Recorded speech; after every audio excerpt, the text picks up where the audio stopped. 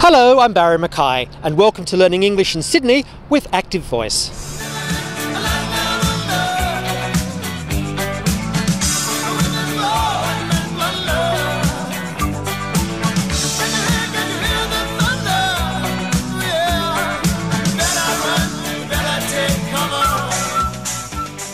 Well, in front of us now, and the last car in the list, is a 1948 Plymouth Coupe.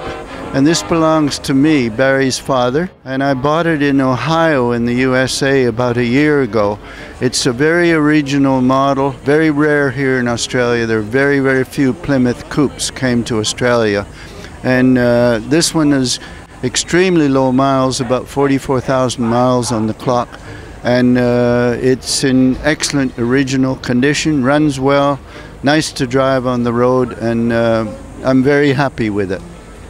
Do you know much about the history of it? It came from a farm home, the last owner. It's had two previous owners as far as I know. It came from a farm home near Columbus in Ohio, in southern Ohio.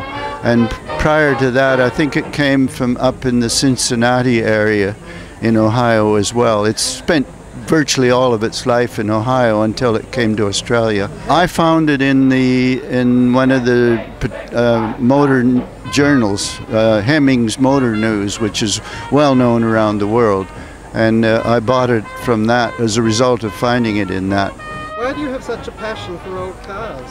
Oh, well, it's just part of our youth, isn't it?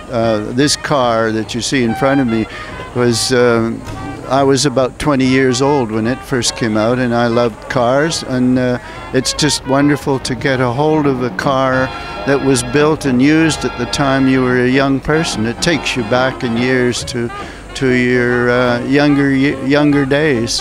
What interests you about cars specifically? It's a good question. I just prefer them to modern cars. I know they don't drive as well on the road and that sort of thing, but they're lovely to own, and it's kind of nice to have something that's unique and different to everything else on the road, and nice to take them to rallies where people are interested in them, and we can talk to people as they come along and ask us questions about our cars, and it's just good fun. How long have you owned the car? About a year.